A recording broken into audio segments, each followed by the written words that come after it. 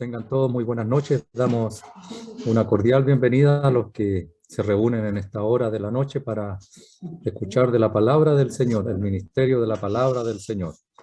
Vamos a comenzar nuestra reunión cantando un himno. Será el número 173. Dice su primera estrofa: firme hacia adelante, huestes de la fe, sin temor alguno, que Jesús nos ve, jefe soberano, Cristo al frente va, y la regia enseña, tremolando está. Himno número 173. Firme hacia adelante, huestes de la fe, sin temor alguno, que Jesús nos ve, jefe soberano, Cristo al frente va, y la regia enseña, tremolando está. Firme hacia adelante, huestes de la fe, sin temor alguno, que Jesús nos ve. Muévese potente la iglesia de Dios, de los ya gloriosos marchamos en pos, somos solo un cuerpo y uno es el Señor, una la esperanza y uno nuestro amor. Firme hacia adelante,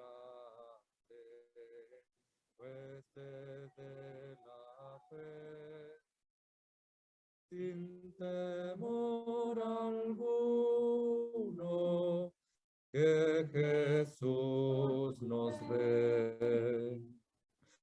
Tronos y coronas pueden perecer, de Jesús la iglesia constante ha de ser, nada en contra suya prevalecerá, porque la promesa nunca faltará. Firme hacia adelante, huestes de la fe, sin temor alguno, que Jesús nos ve. Bien, antes de continuar, encomendémonos al Señor en oración para dejar esta reunión en sus manos. Oremos, por favor.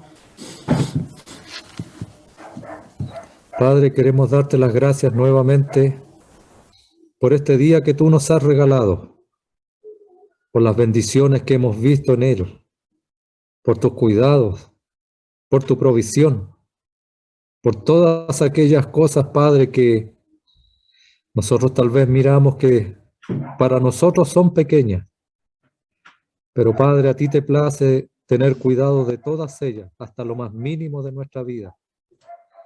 Padre, te damos gracias porque podemos decir, como dijo un día aquel hombre que llegó a conocerte de tal manera, que pudo decir: Jehová mi pastor, nada me faltará. Padre, qué tremenda confianza tenía aquel hombre, y es lo mismo que podemos tener cada uno de los que somos hijos tuyos.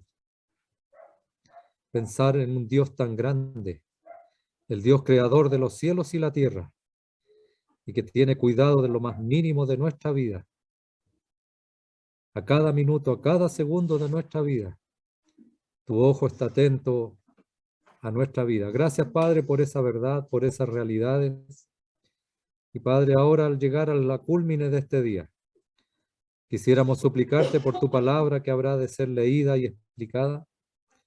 Pedirte, Padre, que podamos tener corazones receptivos, que podamos escucharla atentamente y que podamos apropiarla y ponerla por obra, atesorarla en nuestros corazones y cada día ir conociendo más y más a nuestro bendito Salvador. Gracias, Padre, por los hermanos que tú provees, aquellos que nos traen tu palabra, en especial en este día por nuestro hermano Roberto, que te suplicamos para que esta reunión sea guiada desde principio hasta el fin por tu Espíritu Santo. Padre, anhelamos escuchar de tu palabra, anhelamos escuchar de nuestro bendito Salvador.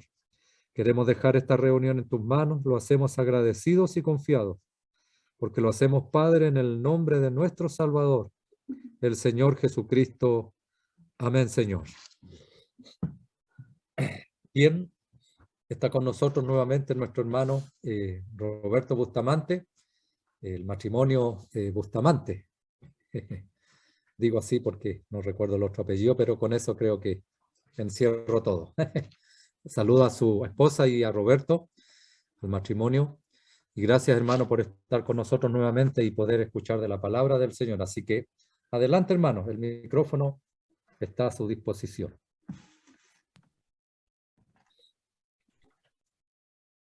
Bueno, tengan todos muy buenas noches.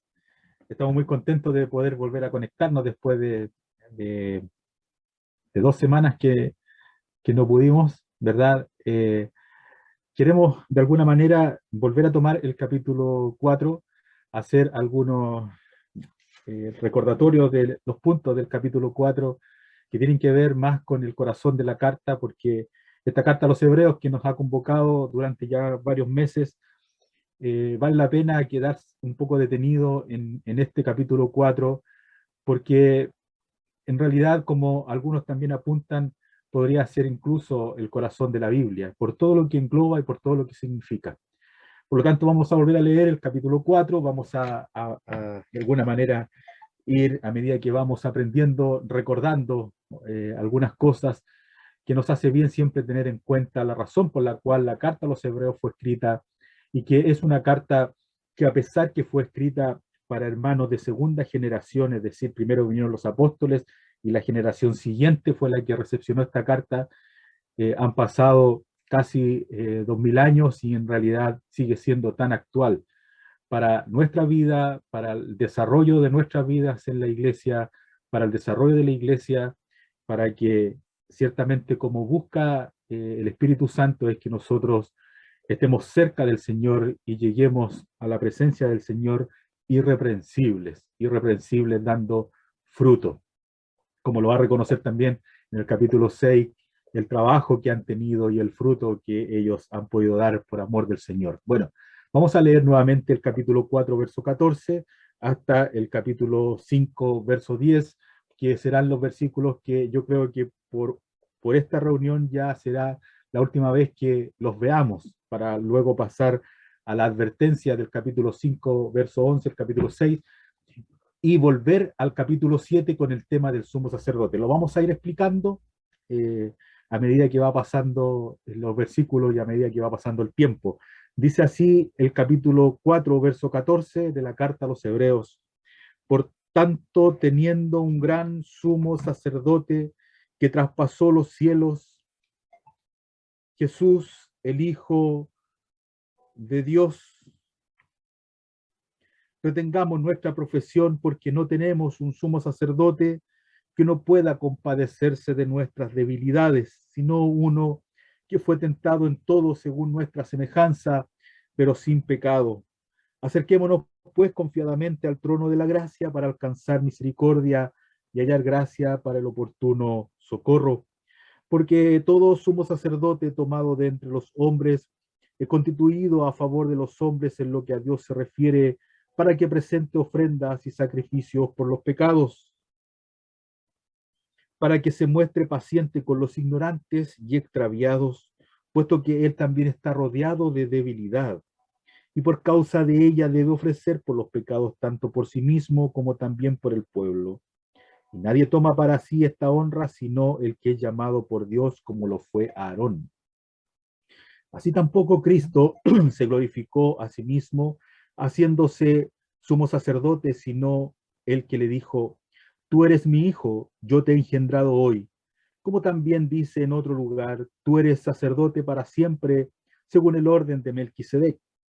Y Cristo, en los días de su carne, ofreciendo ruegos y súplicas con gran clamor y lágrimas, al que le podía librar de la muerte, fue oído a causa de su temor reverente, y aunque era hijo, por lo que padeció, aprendió la obediencia, y habiendo sido perfeccionado, vino a ser autor de eterna salvación para todos los que le obedecen, y fue declarado por Dios sumo sacerdote según el orden de Melquisedec. Que el Señor bendiga su palabra.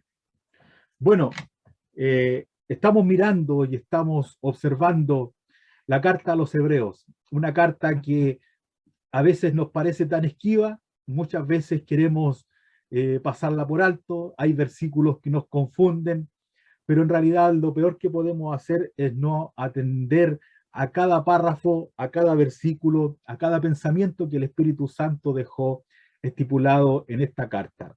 Rápidamente, un resumen del contexto. Esta carta está escrita a un grupo de cristianos de nacionalidad hebrea o nacionalidad judía.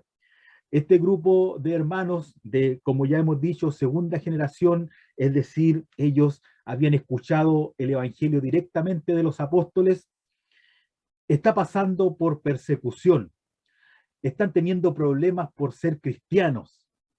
Y esa es la razón por la cual esta carta se escribe. En ese grupo de creyentes que se congrega al nombre del Señor, hay hermanos que están volviendo atrás, que ya no están firmes en la fe. Hay otros que se mantienen firmes a pesar de la persecución. Y hay otros que en realidad no sabemos cómo entraron. Dicen ser salvos, pero no son salvos. Dicen ser creyentes, pero nunca se han convertido. Participan de las reuniones, tal vez celebran incluso la cena del Señor, pero estos no se han convertido a Cristo. No han recibido a Cristo como Salvador. Por lo tanto, en medio de la congregación de hermanos a quienes dirigida esta carta, están estos tres grupos de personas. Los que están firmes en la fe son creyentes, son salvos, están firmes en la fe.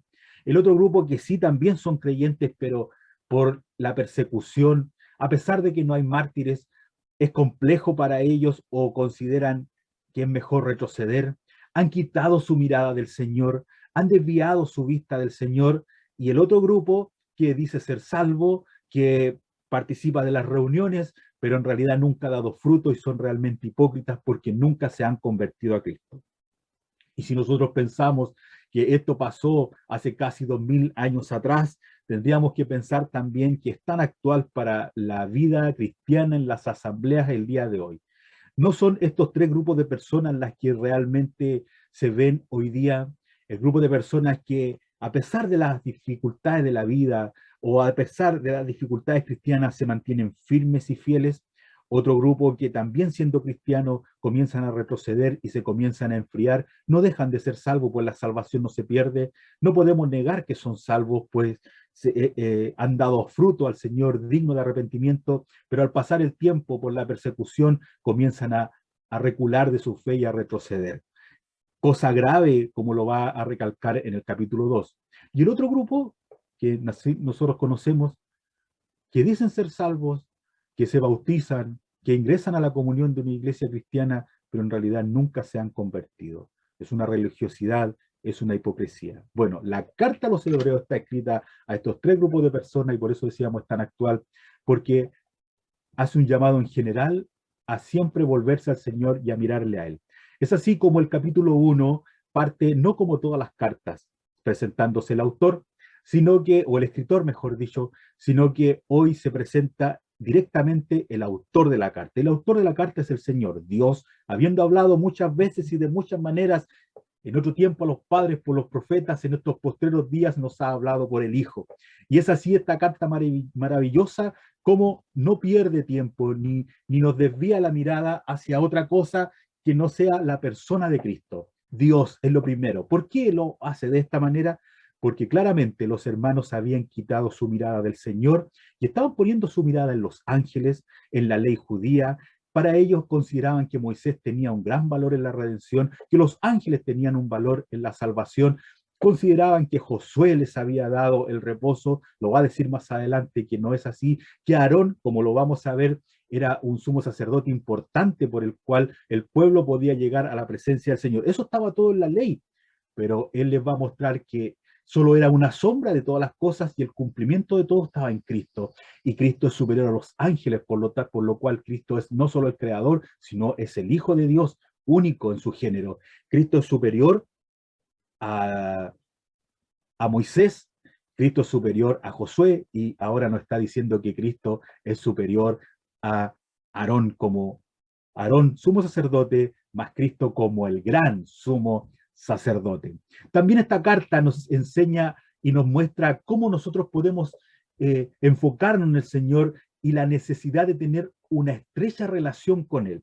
Es así como el capítulo 1 nos enseña a mirar al Señor y dice Dios, habiendo hablado muchas veces y de muchas maneras, y nos da 7 características del Señor, que nuestro corazón esté lleno de Él, y es así como nos dice, miren a Dios, miren a su Hijo amado, Él se ha acercado a vosotros, ya no por profetas, sino la misma persona, la divinidad, ha descendido al mundo para tener comunión con el hombre a través de la obra de la cruz. Y es así como nos enseña a tener una estrecha relación y a no quitar la mirada del Señor. Y el capítulo 1 nos enseña a mirar. Y en el capítulo 2 nos enseña a oírle y a obedecer. Y en el capítulo 3 nos dice considerar, es decir, mirar de cerca. Y en el capítulo 4, lo que acabamos de leer, nos dice acerquémonos. Estén cerca, acérquense confiadamente, permanezcan en comunión con Él. Y podríamos decir mucho más. ¿Qué decimos del autor? Hay muchos buenos hermanos escritores de las Sagradas Escrituras, comentaristas, pero hierran mucho algunos al atribuirle al apóstol Pablo la carta a los hebreos. Hombres teólogos han tratado de alguna manera de atribuir esta carta a los hebreos al apóstol Pablo, pero la escritura no lo dice, no dice quién fue. Y la verdad es que a través de los siglos nadie lo ha podido descubrir porque el Señor lo veló. ¿Por qué lo hizo? Creemos que el gran problema de los hermanos hebreos era justamente con facilidad desviaban su mirada del Señor y comenzaban a considerar a los hermanos, a Moisés, incluso a los ángeles, a Aarón, como superiores, como que tenían un valor en la redención.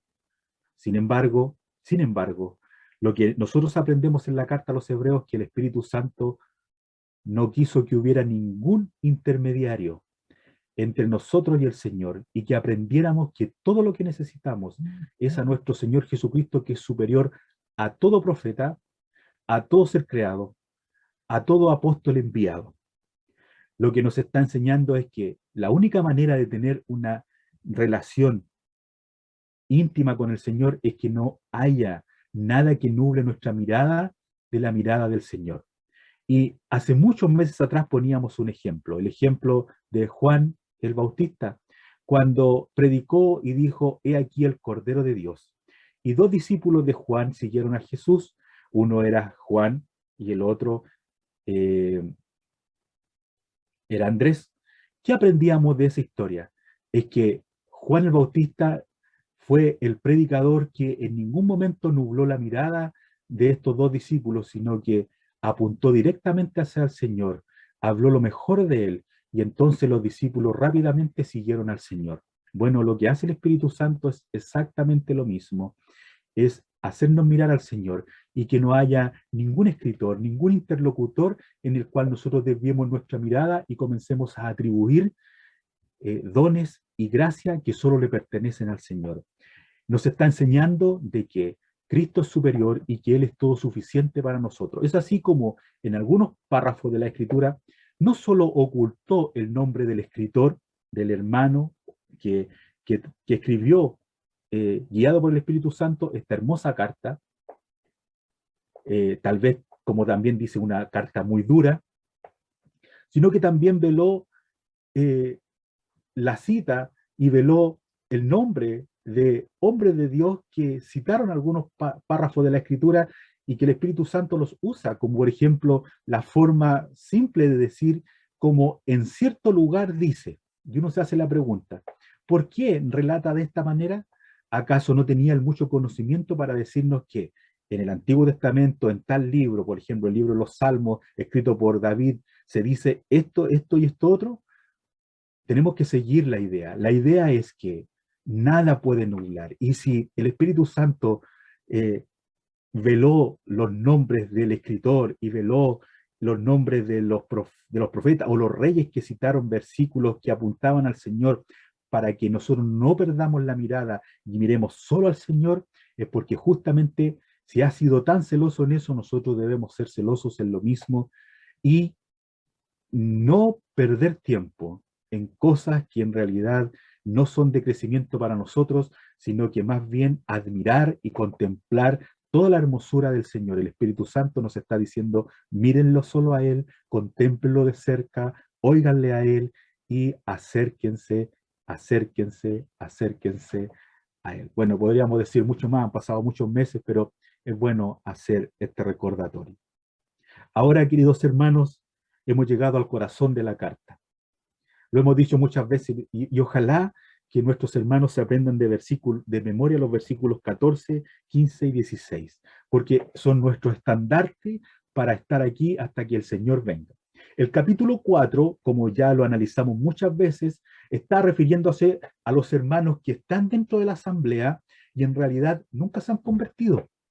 Pasaje solemne, eh, y a lo mejor triste, pero con la idea también de que estos hermanos se vuelvan y se conviertan. El capítulo 4 nos está diciendo acerca de los que salieron de Egipto y al final no entraron en la tierra prometida. Así también en medio del pueblo de Dios hay personas que transitan en una iglesia cristiana, que parecen que son cristianos, o ni siquiera parecen que son cristianos, ellos mismos se engañan, pero se pueden encontrar con la triste realidad de que simplemente no entrarán en el cielo, no entrarán en el cielo. Por eso va a recalcar que el pueblo de Israel no entró a la tierra prometida por la incredulidad, por la incredulidad. Ellos siempre estuvieron blasfemando, su corazón siempre estuvo vagando, siempre están vagando, no han conocido mis caminos, dijo el Señor, caminan como diciendo que son salvos, que han conocido mis caminos, pero no conocieron mis caminos. Por su incredulidad, dice el Señor, no entraron. Y dice, cuidado, no sea que en medio de esta iglesia hay alguno que piense que va al cielo, transite por este mundo participando de una iglesia cristiana, pero jamás se ha convertido a Cristo, porque dice el capítulo 3 también, el verso 18, y a quienes juró que no entrarían en su reposo, sino a aquellos que desobedecieron, y vemos que no pudieron entrar a causa de incredulidad, es decir, no creyeron, salieron, vivieron entre medio de los israelitas, pero nunca creyeron. Por eso siempre estuvieron dudando, por eso siempre estuvieron tentando al Señor. El corazón cristiano que vive en medio de una iglesia cristiana, vive las pruebas. Podría incluso a lo mejor sentirse mal o enfriarse, pero nunca renegar del Señor y nunca, nunca jamás tentaría al Señor, porque un corazón que ha creído no hace eso, no hace eso. Por eso podemos pensar que Moisés, Aarón, Josué y Caleb no tentaron al Señor, no se comportaron de la misma manera como el pueblo se comportó. Podríamos hacernos una misma pregunta. ¿Estaban protegidos ellos de las cosas difíciles que debía transitar el pueblo de Dios entre el desierto cuando iba a la tierra prometida? No, ellos tenían que pasar las mismas penurias, tenían que pasar la misma hambre, la misma sed. Las serpientes ardientes eran para todos por igual, la nube a todos los cubría por igual, la columna de fuego a todos los cubría por igual. Pero la actitud distinta de Moisés y Aarón, de Josué y Caleb, solo mostró algo, una sola cosa, que ellos sí creían, que ellos sí eran salvos. Así no fue el resto. Y por eso el resto no entró a la tierra prometida. Y ahora nos está diciendo, no entraron, no entraron porque no creían. No vaya a ser alguno que en esta iglesia participe de la iglesia como un cristiano, pero en realidad nunca ha entrado. Se encontrará fuera de la puerta, se encontrará perdido. Y con todo eso llama a todos a los hermanos que están firmes a tener comunión con el Señor, a los hermanos que se están enfriando, a volverse al Señor y seguirle, y a aquellos que dicen ser salvos y realmente no lo son, los llama a convertirse. En ese preámbulo se escribe el verso 14, 15 y 16. Vamos camino hacia la eternidad, vamos camino hacia el cielo, eso es lo que está diciendo. Vamos camino hacia el cielo, somos cristianos, vamos camino hacia el cielo. Cristo nos ha salvado, Cristo nos ha perdonado. Pero el verso 14, 15 y 16 nos está diciendo, el camino es difícil, nos dice el capítulo 4. Es difícil, hay serpientes ardientes, hay pruebas, hay situaciones difíciles. A veces queremos volvernos atrás, a veces nos cansamos y queremos dejar de seguir al Señor. Es difícil. ¿Y cómo podríamos llegar al cielo como creyentes firmes y fieles? Sin despreciar y sin traicionar a nuestro Señor. Bueno, para eso está el verso 14, 15 y 16. Por tanto, dice, teniendo un gran sumo sacerdote que traspasó los cielos. Es decir, el Señor Jesucristo no solo murió en la cruz, sino que se sentó a la diestra de la majestad de las alturas como nuestro gran sumo sacerdote e intercede por nosotros. Por lo tanto, el Espíritu Santo nos dice, tengan confianza. Si bien es cierto, el camino hasta que el Señor venga de la vida cristiana es difícil, y si ustedes lo corren solos será imposible salir adelante. Tengan confianza porque Cristo Jesús, el que murió por ustedes, no solo es el Cordero de Dios, sino que es el gran sumo sacerdote, intercede por ustedes. Él les guiará como guía el Padre a un niño de la mano hasta un lugar seguro. Nuestro amado Salvador nos guía en este tránsito para llegar al cielo firmes y irreprensibles. Por lo tanto, Él ha dispuesto el gran trono de la gracia para que en nuestras debilidades y en nuestros problemas hallemos misericordia y gracia para el oportuno socorro. Por lo tanto, tenemos no solo un Salvador que ha muerto en la cruz y nos ha salvado, sino que el mismo Salvador ha resucitado de entre los muertos y nos protege hasta que lleguemos por fin a la eternidad. Por lo tanto, tenemos la seguridad de que siendo salvos transitaremos este camino difícil, muchas veces doloroso, pero siempre triunfaremos. Bendito sea nuestro Señor, dice el apóstol Pablo en la carta a los Corintios, que nos lleva de triunfo en triunfo, ¿sí? Él nos lleva de triunfo en triunfo. Las pruebas, las dificultades que nos hace enfrentar cuando estamos junto al Señor, triunfamos sobre ellas. Las tentaciones, las debilidades, no son obstáculos para que seamos creyentes puros y limpios. Muy por el contrario, el Señor no solo nos ha salvado, sino que está pendiente las 24 horas del día en el gran trono de la gracia, intercediendo por cada uno de nosotros para que seamos puros, santos y irreprensibles y lleguemos a la eternidad sin mancha ni arruga. Qué hermoso. Nuestro gran sumo sacerdote no solo murió en la cruz por nosotros y nos otorga eterna salvación, sino que intercede por nosotros y nos protege y es como aquel que nos lleva de la mano hasta que entremos en el cielo. Él nos lleva de la mano y Él está atento a nuestro clamor. Este es el corazón de la carta. Nos está diciendo, bueno, no solo Cristo ha muerto en la cruz, sino que el gran sumo sacerdote intercede día y noche por cada uno y promete protección. Una vida fructífera espiritual cuando estamos al lado de Él.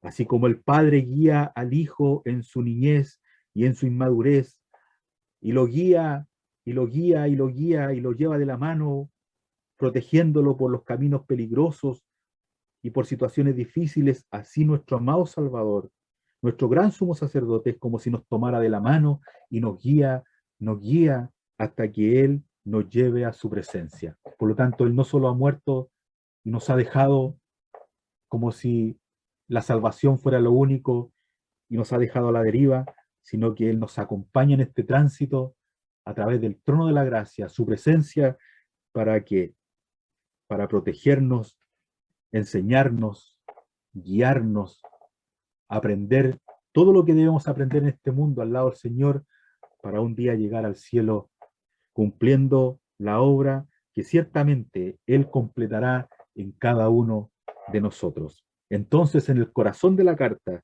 tenemos a nuestro gran sumo sacerdote que ha triunfado sobre la cruz, y como dice el verso 14, Jesús, el Hijo de Dios. Jesús, el Hijo de Dios. El nombre que Dios le puso, Jesús, que habla de su humanidad, y el Hijo de Dios, que habla de Dios mismo. Por lo tanto, este sumo sacerdote es hombre y Dios a la vez.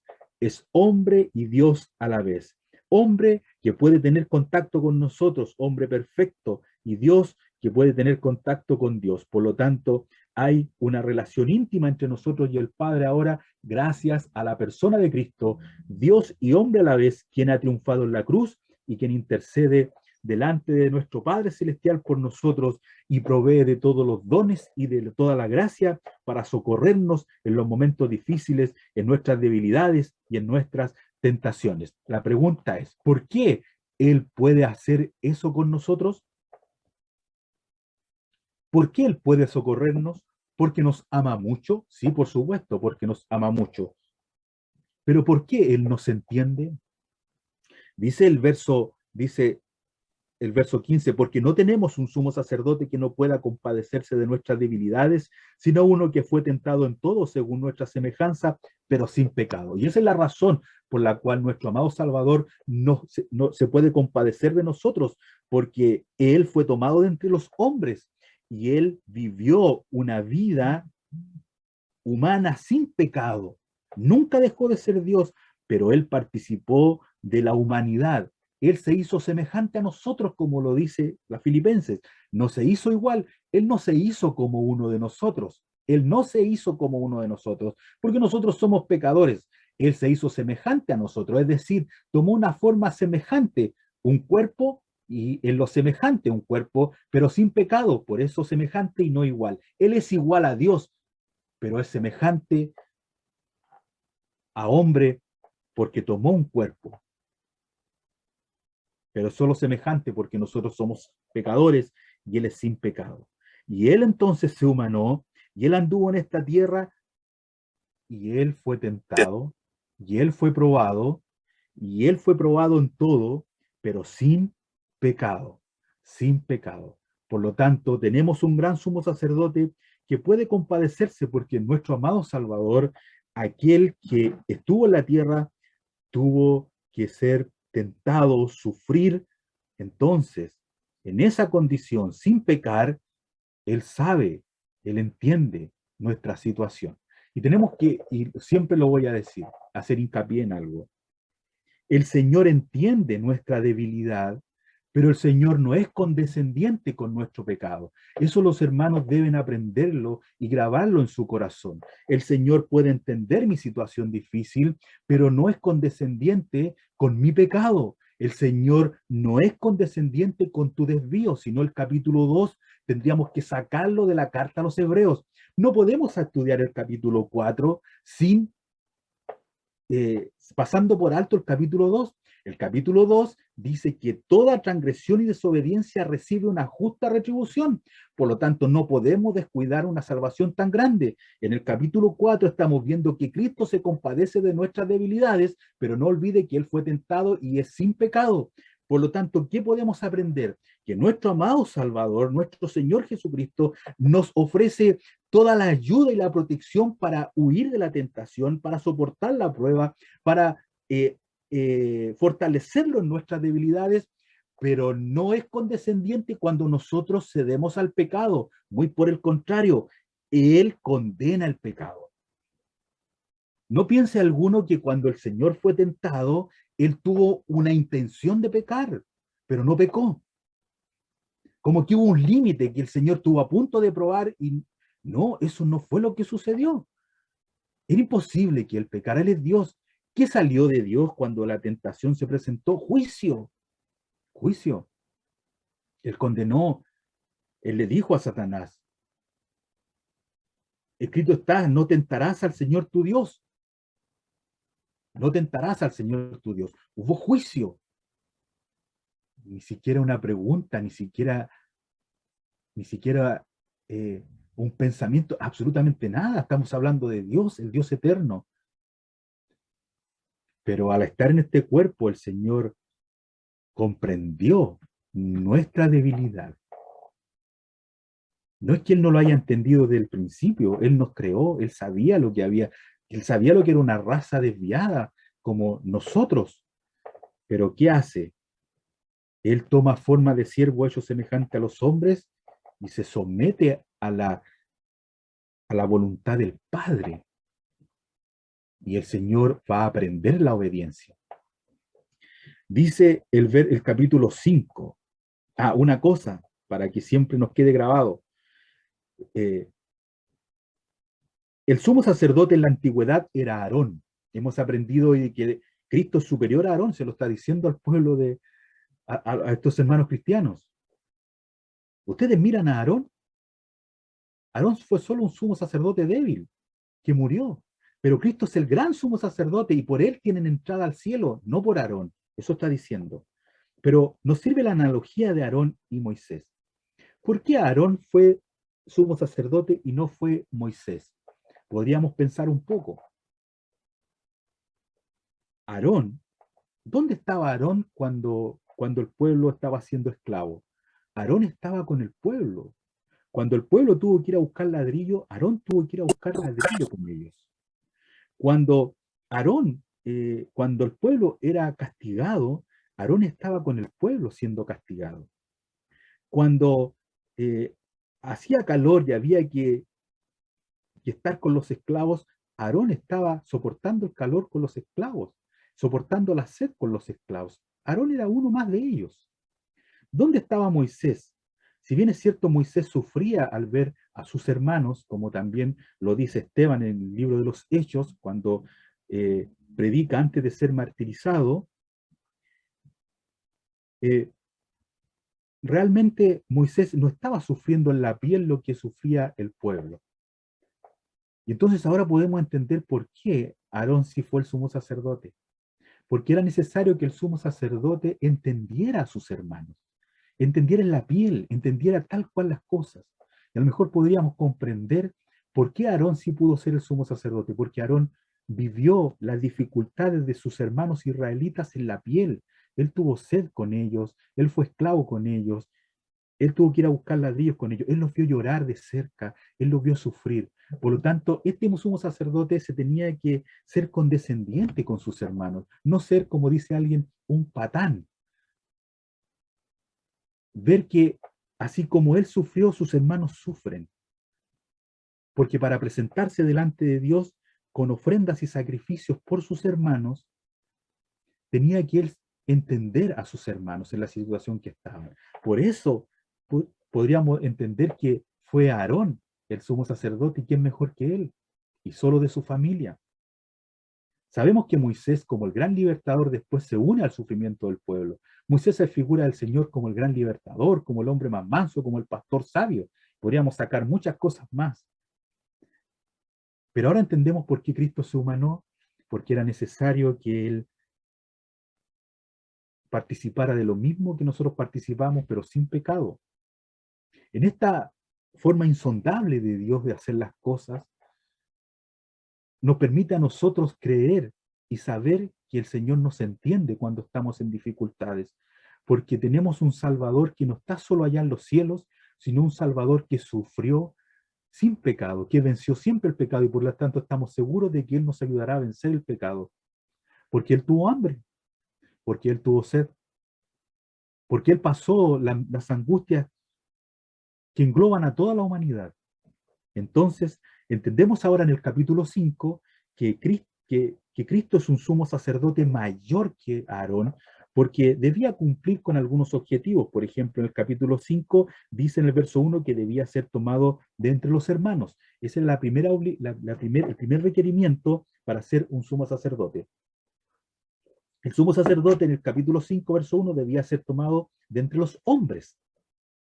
No podía ser ajeno a los hombres.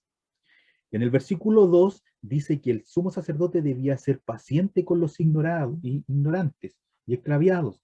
Debía ser paciente, es decir, no debía ser alguien indiferente, debía ser condescendiente con su dolor. no con su pecado, con su dolor. En el verso 3 y en el verso 4 debía ser nombrado por Dios. Por lo tanto, estas tres características se debían cumplir en el sumo sacerdote. Y se cumplían en Aarón. Pero en el Señor se cumplieron estas tres características. Por supuesto que sí. En el verso 1 se nos dice que Él fue tomado de entre los hombres para ser constituido a favor de los hombres. Cristo fue tomado siendo hombre, perfecto, obviamente, Dios y hombre a la vez, pero es tomado entre los hombres. Él participó de carne y sangre, Él participó de nuestra, de la humanidad, sin pecado, lo volvemos a decir y no nos cansamos de decir, por lo tanto cumple con el primer requisito para ser gran sumo sacerdote, es tomado de entre los hombres. El que siendo en forma de Dios, no estimó el ser igual a Dios como cosa que aferrarse, sino que se despojó a sí mismo, tomando forma de siervo, hecho semejante a los hombres. Y en esa condición de hombre se humilló haciéndose obediente hasta la muerte. Es decir, Él murió siendo perfecto hombre y Dios a la vez dio su vida en la cruz por nosotros. Por lo tanto, es tomado entre los hombres. El primer requisito que Dios exigía para ser gran sumo sacerdote está cumplido por el Señor. Y esto lo están escuchando estos hermanos de segunda generación que están pasando persecución y están diciendo, ¿tenemos a alguien realmente poderoso en el cielo por nosotros? Por supuesto que sí, porque tenemos a Cristo Jesús, gran sumo sacerdote. Verso 2, se debe mostrar paciente con los ignorantes y extraviados. No lo podemos negar. ¿Quién es más paciente y con nosotros los ignorantes y extraviados? Cristo Jesús. ¿Acaso Él no tomó nuestro lugar en la cruz? ¿Acaso Él no fue por nosotros a la cruz? Ahí hay alguien que tomó nuestro lugar y se muestra paciente con nosotros, intercediendo delante de nuestro Padre Celestial por nosotros, intercediendo por nosotros. Paciente. El enemigo entra a acusarnos a la presencia del Señor sin cumplir su objetivo, porque estamos fundados en la obra de la cruz y nuestro amado Salvador, nuestro gran sumo sacerdote, intercede con gran paciencia por nosotros. Y el verso 4 nos dice, debía ser nombrado por Dios. Es decir, el Señor no se autonombró sumo sacerdote, Cristo no lo hizo. El Padre lo nombró. Y lo va a decir en el verso 5. Así, tampoco Cristo se glorificó a sí mismo haciéndose sumo sacerdote, sino el que le dijo, tú eres mi hijo, yo te he engendrado hoy. Y el Padre que le nombra, que lo reconoce como el unigénito de él, es el mismo que dice en el verso 6, tú eres sacerdote para siempre según el orden de Melquisedec. Según el orden de Melquisedec, tú eres sacerdote. Él lo nombró. Él nombró a su hijo. ¿Quién había de nombrar al que podría interceder delante de él, sino solo el Padre? El Padre había de nombrar a la persona que sería el mediador entre los hombres y Dios. Y él nombró a su hijo el único aprobado para ser nombrado y ocupar ese lugar de honor que nos permitía el acceso al cielo, el que pudo triunfar en la cruz, el que venció el pecado y la muerte, el que venció al que tenía el imperio de la muerte, es el único que tiene todo el honor para sentarse a la diestra del Padre e interceder por nosotros. El Padre le ha glorificado y lo ha nombrado solo a él. Nadie puede ocupar ese lugar. ¿Por qué entonces se nos dice que Jesucristo es sacerdote según la orden de Melquisedec? ¿Quién es este Melquisedec? No se apure mucho, lo vamos a ver en una semana más en el capítulo 7, pero no lo olvide. Jesucristo es sumo sacerdote según la orden de Melquisedec. ¿Por qué no es según la orden de Aarón? La orden de Aarón es una orden débil. De hecho, dicho sea de paso, Aarón viene de la tribu de Leví, el Señor humanamente hablando viene de la tribu de Judá. Alguien podría encontrar que entonces hay una figura errada, pero no es así. El Espíritu Santo se encarga de decirnos, bueno, la orden de Aarón es una orden débil, que por la muerte no puede continuar. Es una figura de Cristo. Pero ¿cuál es la orden de Cristo? ¿Viene de la orden de Aarón, su sumo sacerdocio? No, viene de la orden de Melquisedec. ¿Y quién es este Melquisedec? Es aquel hombre sin principio de días y sin fin de días, ese hombre que no se conoce su genealogía y llega en el capítulo 15 del Génesis a pedir los diezmos a Abraham del botín, y Abraham se los da, se los entrega. Es decir, Abraham reconoce a Melquisedec. Y Melquisedec es conocido como rey de Salem, rey de justicia y rey de paz. Por lo tanto, la orden del sumo sacerdocio que permanece para siempre en el cielo por nosotros, que es Cristo Jesús, es una orden superior, superior a la de Aarón. Es una orden de un gran sumo sacerdote, que es Cristo Jesús, que según la orden de Melquisedec es rey de justicia y es rey de paz. Y tenemos en la persona de Cristo entonces no solo un gran sumo sacerdote, sino un rey de paz, que se sentará en el trono y que intercede por nosotros.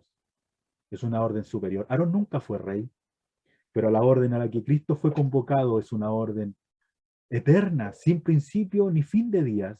Es una orden que no solo es un gran sumo sacerdote, sino que es un rey que imparte justicia, que ama la justicia, que ama lo justo, y es un rey que desde el trono imparte paz a aquellos que transitamos por este mundo hasta llegar a la eternidad. ¿No sientes paz hoy día al saber que eres salvo y que un día el Señor vendrá por ti y que Él te lleva de la mano para llevarte de triunfo en triunfo hasta su presencia?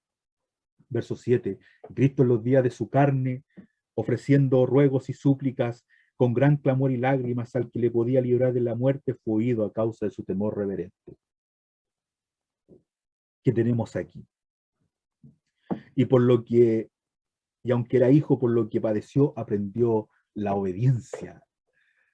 Y aquí hay dos cosas que con esto vamos a terminar y vamos a dar por terminado el párrafo para pasar luego al verso 11 en 15 días más. El verso 8 y el verso 9 dicen que Cristo aprendió y fue perfeccionado. Cristo aprendió y fue perfeccionado. Dios aprendió y fue perfeccionado.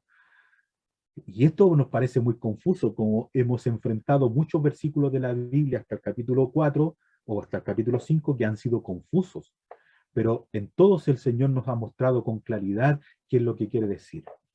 Tendríamos que aprender que nuestro amado Salvador, tendríamos que entender o creer que nuestro amado Salvador aprendió porque le faltaba algo que aprender o porque simplemente había algo de desobediencia que él debía rectificar. ¿Por qué la Escritura dice que Cristo aprendió? Nos cuesta mucho entender esto porque en realidad Él es Dios. ¿Acaso no sabe todas las cosas? ¿Por qué Él tuvo que aprender? ¿Acaso realmente esto de que aprendió es que aprendió? ¿O a qué en realidad se refiere? Bueno, miremoslo desde el punto de vista de Cristo como hombre, humano, santo, puro, sin mancha, en donde Él tiene que obedecer. Y por lo que padeció, aprendió la obediencia. Si nosotros miramos el capítulo 1 del libro de los Hebreos, vemos al Dios creador de todas las cosas, al Dios Hijo siendo Dios mismo, creador. Dice, nos ha hablado por el Hijo, a quien constituyó heredero de todo. Ese es el Dios eterno, nuestro amado Salvador, el heredero de todo, el creador del universo, el resplandor de la gloria de Dios, la imagen de la gloria de Dios, el que sustenta todas las cosas, el que efectuó la purificación de nuestros pecados y el que está sentado a la diestra. En todos esos aspectos, en los primeros 5 aspectos muestran a este Dios creador, eterna comunión con el Señor, que uno lo ve siempre a Él mandando, ordenando. Él pone todas las cosas en su orden. Él puso las edades, Él puso los tiempos, los siglos, Él lo ordenó. Todas las cosas le obedecen a su voz. Pero cuando Él toma forma de siervo, hecho semejante a los hombres, Él se somete a la voluntad del Padre y Él sigue un camino de obediencia que el Padre le ha trazado. Ahora Él se somete a la ordenanza del Padre. Y entonces experimentalmente tenemos aquí una experiencia de obediencia a la cual el Señor fue sometido. No es que el Señor haya carecido de ella, por supuesto que no. El Señor es sometido a una experiencia de obediencia como hombre, porque El Señor tuvo que hacer algo que el hombre nunca pudo hacer, obedecer. El hombre nunca pudo hacer algo que Dios siempre quiso. ¿Sabe qué fue? Obedecer. Y eso fue lo que sucedió en el jardín del Edén. Dios lo puso en medio del huerto. ¿Para qué? Para que obedeciera. ¿Y qué hace Adán? Desobedece. El primer Adán desobedece. El postrer Adán obedece. Cristo toma forma de siervo hecho semejante a los hombres y se somete a la voluntad del Padre y camina el camino de la cruz, de la salvación para nosotros a través de un camino de obediencia. Y él nunca dijo lo contrario a lo que el Padre le mandó. Él obedeció cada paso, por lo tanto se humilló a sí mismo, haciéndose semejante a los hombres y tener que transitar el camino de la humanidad perfecta en obediencia al Padre, el que todo lo demandaba en el principio, ahora es hecho, acuérdese lo que aprendimos, un poco menor que los ángeles por un poco de tiempo. Y en ese momento de ser un poco menor que los ángeles por un poco de tiempo, Él obedece y transita experimentalmente un camino de obediencia y no falla. Y no falla. Y lo obedece y sube a la cruz. Y ahora le explico el verso 7. Por eso dice, Cristo los días de su carne, ofreciendo ruegos y súplicas con gran clamor y lágrimas al que le podía librar de la muerte, fue oído a causa de su temor reverente. Padre, si es posible, pase de mí esta copa, pero no se haga como yo quiero, sino como tú. Y en un silencio reverente, desde el cielo hay un ángel que baja para fortalecerle y el Señor avanza en obediencia hacia la obra de la cruz. Amigo, no se confunda. No es que el Señor no haya querido ir a la cruz. No es eso. Eso no sucedió. Pero como perfecto hombre, fue provocado a no ir. Pero aquí nos vamos a apoyar en lo que la Escritura dice. ¿Qué dice el profeta Isaías? Puse mi rostro, por eso el Señor Jehová me ayudará. Por eso no me avergoncé, dice, y sé que no seré avergonzado, porque Jehová el Señor me ayudará. Por eso puse mi rostro como un pedernal y sé que no seré avergonzado. ¿Qué está diciendo ahí? El Señor me ayudó y afirmé mi rostro como una piedra dura para enfrentar la cruz. Eso lo dice. Por lo tanto, no olvide que el enemigo lo que siempre quiso hacer fue evitar la cruz y provocar al Señor que renunciara. Y el Señor se mantuvo obediente por amor a nosotros y transitó el camino de la obediencia perfectamente. Y por lo que padeció, supo experimentalmente lo que era obedecer y no fracasar, porque él nunca fracasó. Y por ello nosotros hoy día podemos obedecer, porque Cristo está a la diestra diciéndonos que él soportó la ira de Dios obedeciendo. Y amigo, nosotros no tenemos que soportar la ira de Dios. Nosotros solo tenemos que obedecer por amor. Y Cristo nos puede decir que él ha obedecido. Con todo lo que el enemigo intentó provocar la falla del Señor, el Señor lo soportó y venció. Por eso ahora Él está a la diestra de la majestad de las alturas y entiende nuestra debilidad. Porque cuando somos provocados a volvernos atrás, somos provocados a pecar, somos provocados en nuestra debilidad a renegar, el Señor ya pasó por eso, pero sin pecado. Y Él, desde su trono, desde su presencia, nos ofrece toda la gracia, toda la misericordia, todos los dones para que nosotros soportemos, porque Él lo hizo por nosotros y Él fue obediente y nunca echó pie atrás y nos puede decir con toda confianza que nosotros podemos obedecer porque Él obedeció siendo Dios y hombre a la vez. Él no está diciendo, yo he triunfado. Entonces dice, y habiendo sido perfeccionado, vino a ser autor de eterna salvación. Habiendo sido perfeccionado, vino a ser autor de eterna salvación. Entonces ahora, otra pregunta, ya hemos resuelto esto de que aprendió la obediencia. Y que vino a ser perfeccionado. ¿Qué quiere decir? ¿Que era imperfecto? ¿Que él era imperfecto? Perfeccionado, lo contrario, imperfección. ¿Que le faltaba algo? No. No olvide que Él es Dios. Por lo tanto, es perfecto, es completo. Pero acuérdese de lo que estamos hablando, la obra de la cruz, el camino del sumo sacerdote. Él se sometió a la obediencia del Padre, a una experiencia que como hombre tenía que vivir, someterse y obedecer. Muy distinto a lo que estaba en el principio. Y entonces, ya habiendo sido perfeccionado, ¿a qué se refiere? El griego dice completado. ¿Eso quiere decir entonces que él fue incompleto? No.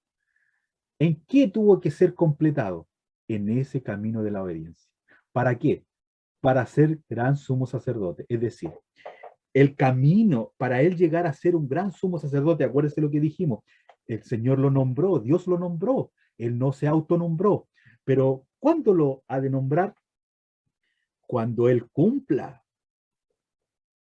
la obra de la cruz. Por lo tanto, para él llegar a ser gran sumo sacerdote, él tuvo que transitar un camino. ¿Cuál fue ese camino? El camino de la obediencia. Él transitó un camino que es el camino de la obediencia para llegar a ser gran sumo sacerdote. Y habiendo completado ese camino, habiendo sido perfeccionado en su camino, habiendo terminado ese camino de la obediencia, él vino a ser autor de eterna salvación. Por lo tanto, ser un gran sumo sacerdote requería un plan divino desde antes de la fundación del mundo, que solo la persona de Cristo lo pudo efectuar a gran cabalidad y cumplirlo y encontrar en la presencia de nuestro Dios Padre todo el contentamiento. Por eso el Señor podía decir, este es mi Hijo amado en quien tengo complacencia, o este es mi Hijo amado en quien tengo todo contentamiento. Se complace el Padre en el Hijo porque porque Él cumple perfectamente todo lo que el Padre le demandaba.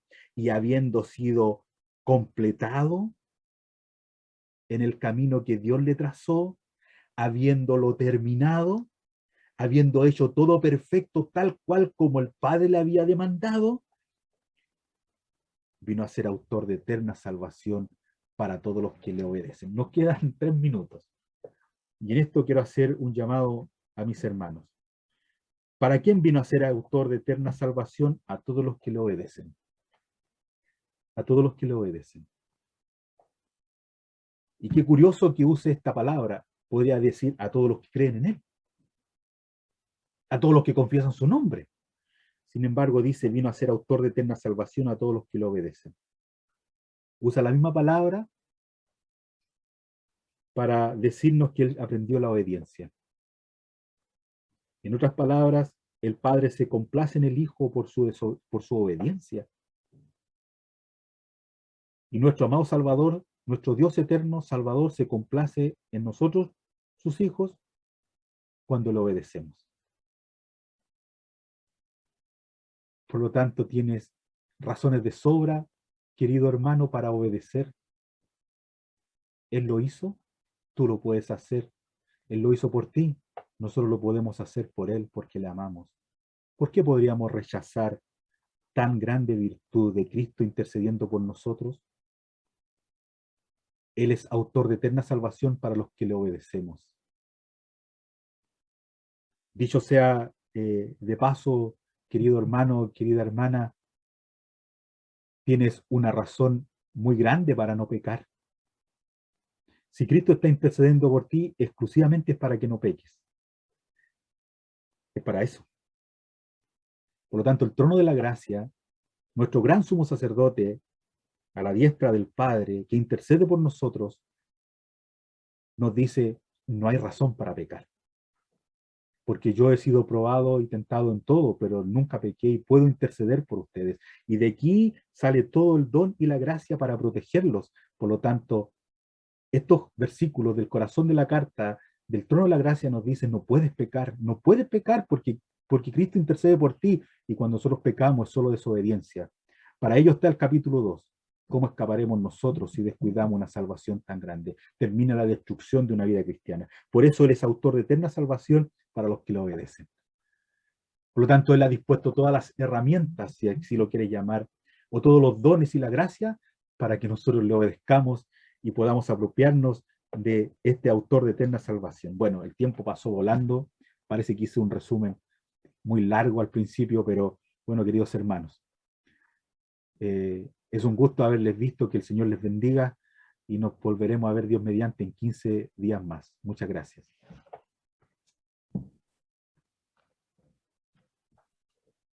Bien, vamos a orar para terminar. Padre, queremos darte las gracias porque podemos decir plenamente que tenemos tal sumo sacerdote para que podamos acercarnos libremente. Somos invitados por medio de tu palabra a acercarnos, a entrar, a vivir una vida de comunión con tu Hijo, con la Trinidad completa. Padre, al pensar que Cristo pudo y ahora nos encarga aquello, podemos hacerlo. En realidad, en otras palabras, podríamos decir que podemos traer alegría a su corazón mientras caminamos en esta vida. Caminamos hacia la patria celestial y teniendo tantas cosas alrededor nuestro, teniendo al Dios de los cielos, teniendo el Espíritu Santo que mora en nuestro ser y aquella esperanza bendita que guardamos y expectantes esperamos la venida de aquel que fue obediente hasta la muerte y muerte de cruz. Padre, gracias por tu palabra que nos alumbra, que nos aclara, que nos enseña. Y eso hace que nuestra confianza cada día más crezca, que nuestra fe crezca, que podamos mirar el futuro de una manera totalmente diferente. Pensando, sí, Padre, que somos extranjeros y advenedizos, estamos de paso en este mundo. Y Padre, que podamos traer alegría a tu corazón.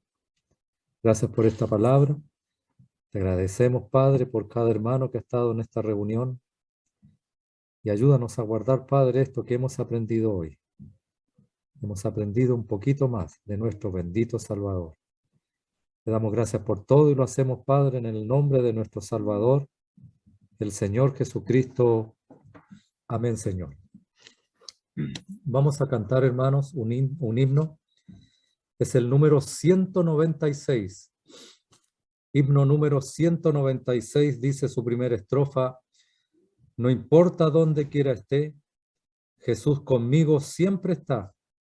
Lo ha prometido y tengo fe que su promesa cumplirá. Himno número 196. No importa dónde quiera esté, Jesús conmigo siempre está. Lo ha prometido y tengo fe que su promesa cumplirá. Do Cristo está, el cielo es, y Cristo está en mi corazón. Morando en mí, derrama paz y toda rica bendición. Es mi deber andar con Él, orando para no caer, velando contra el mundo infiel, confiando siempre en su poder. Do Cristo está, el cielo es, y Cristo está en mi corazón. Morando en mí, derrama paz y toda rica bendición. Yo sé que flaco y débil soy, y sé que es fuerte Satanás, más poderoso es mi Señor, me guardará de tropezar. Do Cristo está, el cielo es, y Cristo está en mi corazón. Morando en mí derrama paz y toda rica bendición. Bien, queremos dar las gracias a nuestro hermano Roberto Bustamante nuevamente por habernos acompañado en esta reunión de Ministerio de la Palabra. Como va el calendario, sería este miércoles al que viene, nuevamente estará nuestro hermano Roberto Bustamante con nosotros, acompañándonos, si el Señor así lo permite. Así que, hermano, muchas gracias por estar nuevamente con nosotros. Y agradecer en realidad a todos, a nuestro hermano don Pedro Enríquez de la Asamblea de Victoria allá en Valparaíso, a nuestro hermano don Julio Gutiérrez de allá de Colombia. Muchas gracias, hermano, de Pereira, si no mal me recuerdo, de zona cafetelera, como nos decía él. Muchas gracias, hermano, por estar nuevamente con nosotros. A nuestra hermana Gabriela Vázquez de la Asamblea de Valparaíso, de Victoria en Valparaíso nuevamente también. A nuestro hermano Fernando y Ruth, el matrimonio de la Asamblea de la Florida de Talca, a nuestro hermano también, don Pedro y su esposa, la señora Norma, muchas gracias, hermanos. El otro matrimonio, Marcelo y Claudina, de la Florida de Talca también. Antonia Martínez, de la Asamblea de acá de Quintero. La familia Delgado, que es nuestra hija con nuestro yerno y su familia, que nos están acompañando en las vacaciones de invierno que llamamos acá en Chile en esta época. Nuestro hermano Camilo Mariscal de la Asamblea de la Florida de Talca también. Familia Araneda, muchas gracias también por estar con nosotros. Nuestro hermano Marcos y Rosibel Villalobos de la Asamblea de la calle 97 en la ciudad de Miami. A nuestro hermano Eric, ahora ya sé quién es y también me recuerdo quién es él.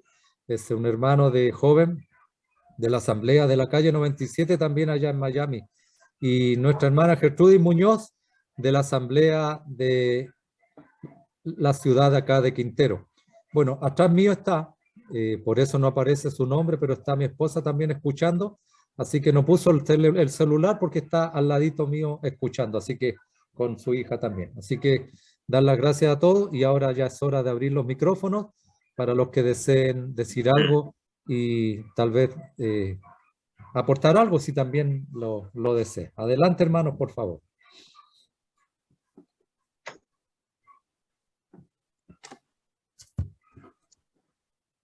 Muchas gracias, mis hermanos. Un abrazo a la distancia. Hermano David, gracias por la invitación. Hermano Roberto, gracias por el mensaje. Dios le bendiga.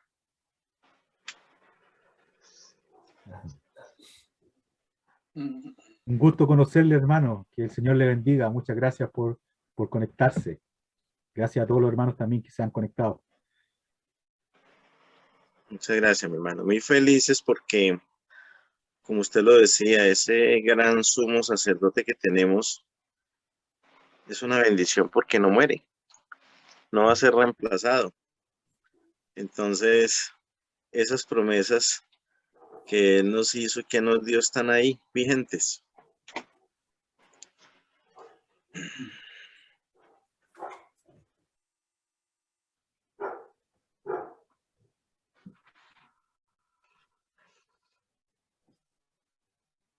Bueno, en realidad, hermanos, esas son las prendas de garantía del creyente, esa fidelidad de él también. Pero mayormente, pues, Roberto podría contestar esas cosas porque mayormente es el que está llevando el estudio. Nosotros estamos aprendiendo de estas grandes verdades.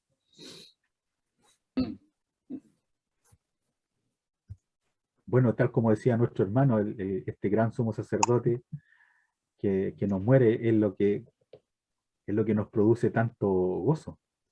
Los otros, debido a la muerte, como dice, no podían continuar. Más, él tiene un sacerdocio inmutable. Vendrá un paréntesis en el capítulo 6, y luego el capítulo 7 entra de lleno de nuevo a este gran sumo sacerdote. Así que tiene mucho, y la verdad es que como dice don David, pero bueno, todos pueden opinar, tío David, si usted también puede responder las preguntas también y hacer aporte. Eso lo hacen acá en la Florida los hermanos, y yo lo agradezco mucho cuando se acercan a hacer algunos alcances para gozarse incluso, y que uno los toma como apuntes para después tenerlos en cuenta cuando tiene que volver a tomar el mensaje otra vez. Hace poco un hermano me hacía el acercamiento de este gran sumo sacerdote, y él le llamaba mucho la atención cuando somos instados a no pecar. Dice, estas cosas os escribo para que no pequéis. Parece que fuera muy fácil, pero si justamente el apóstol Juan lo escribe, es porque está pensando en esto, en que es posible no hacerlo gracias a este gran sumo sacerdote que no nos ha dejado a la deriva. Así que hay mucho, mucho que podemos nutrirnos mutuamente.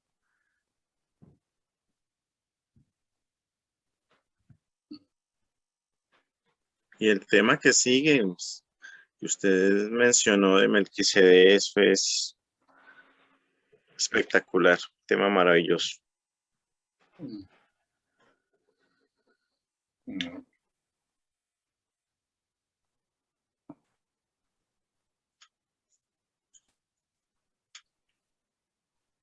Bueno, en realidad el Señor ha sido bueno todo este tiempo con nosotros acá en la Asamblea de Quintero, de tener hermanos que nos traen la palabra. En realidad eso es una gran ayuda. Y yo creo que siempre esto del Zoom ha ayudado justamente para esto, para que otros hermanos nos ayuden. No sé, el día de mañana tal vez hasta el mismo hermano Julio nos podría ayudar sin querer abusar de nada, pero dejar como extendida, en cierta manera, una invitación también para que pudiéramos servir de ayuda, porque así como Roberto, de una asamblea tan lejana, nosotros estamos más o menos casi entre 5 horas y media, 6 de donde vive Roberto. Eso sería casi imposible que Roberto viniera en el día y se fuera, pero el Zoom nos ha ayudado un montón. Imagínese de Colombia, estamos mucho más lejos, o donde se encuentra el hermano, ¿me entiende? Entonces uno también generalmente aprovecha estas oportunidades como para extender tal vez las invitaciones para los hermanos que quisieran ayudarnos y apoyarnos aquí. Y yo creo que es común esto. Esto ayuda, ayuda mucho, porque tal vez imagínese ahora del hermano Jorge Ábalos, que él anda ahora en Austria visitando a su hija y a su yerno. Entonces él dejó encargado a varios hermanos que le pudieran ayudar, así que eso ayuda, la ayuda mutua, ¿me entiende? Así que eso uno lo agradece infinitamente. Y Roberto nos ha estado acompañando ya bastantes meses, del año pasado que está, imagínese usted, del año pasado que está con nosotros, y nosotros realmente le agradecemos mucho al Señor por eso. Así que dejar extendida esa invitación para los hermanos que digamos que están en comunión en nuestras asambleas, que quisieran ayudar, sería muy, muy bienvenido. Claro que sí, con mucho gusto. Qué bendición, hermano Roberto, qué bendición. Bueno, lo esperamos entonces por hermano Julio. Sería bastante, bastante bueno. La verdad es que los hermanos son muy agradecidos, y la verdad es que termino yo agradeciendo una enormidad que nos permitan de alguna manera ayudar con todas las imperfecciones, con todo lo que significa. eh, Nosotros agradecemos enormemente que nos contemplen para ayudar de alguna manera. Yo siempre se lo he dicho a don David, y también agradecer a todos los hermanos que se conectan, porque hay hermanos de la Asamblea de la Florida en Talca, donde también escuchan el tema, porque a veces me toca desarrollarlo algún domingo. Entonces yo los vuelvo a ver conectados, y eso es de ánimo. Como está el tío Pedro aquí, está Fernando, está Claudina, están conectados. Bueno, mi esposa estuvo conectada. Ella es la que más me escucha en el vehículo, en la Florida. Pero ha sido realmente yo siempre digo, espero no aburrirte mucho siempre con el mismo tema, pero en realidad no, ha sido de mucho crecimiento, así que realmente nosotros y mi esposa, yo y mi esposa le agradecemos a todos ustedes justamente que nos hayan invitado y que nos permitan participar. Ha sido de mucho crecimiento, así que es la oportunidad para dar las gracias. No, de nada, todo lo contrario. Así que, bueno, saludar más que nada a todos. Don Pedro, ¿cómo está usted, don Pedro? Bien, bien, gracias al Señor. ¿Usted cómo está, don David? Mire bien, con frío, porque ustedes saben que pasamos ya un temporal y viene otro. Aquí por lo menos llega mañana jueves, pero esta vez la lluvia viene con frío, acompañada con frío, así que se ha notado un poquito. Pero como bien dicen, ya queda poco, ha venido muy bien el agua, porque estábamos en una sequía tremenda, así que eso ha venido muy bien. Así que agradecemos al Señor por la lluvia.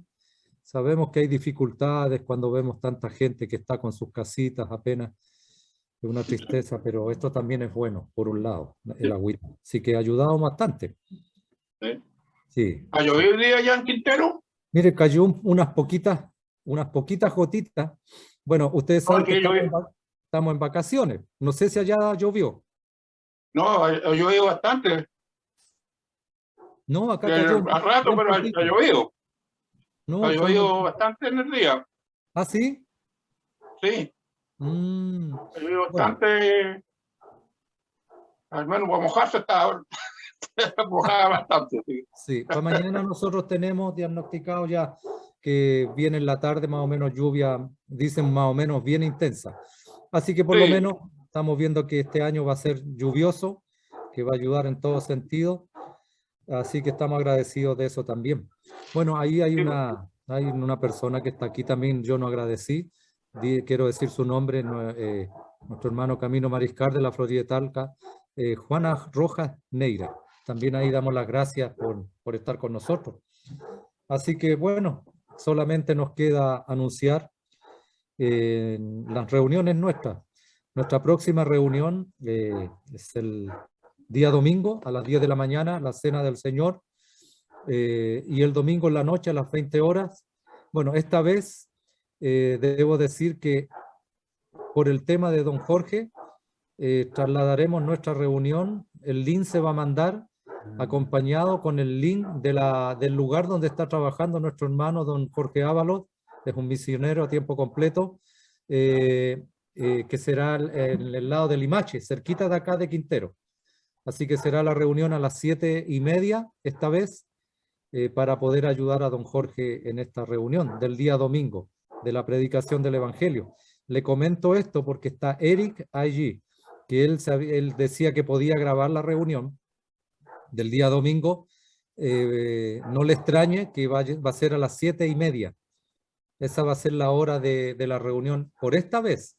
Va a ser el día 17 de ahora de julio y el día 8 de agosto también, que tendremos que ayudar a don Jorge con la predicación del Evangelio allá en la ciudad de Limache. Así que hago ese alcance, los links van a llegar con ese alcance para que usted lo sepa. Media hora antes, por esta vez, pero después ya volvemos, Dios mediante, a la reunión normal del horario de las 8 de la noche.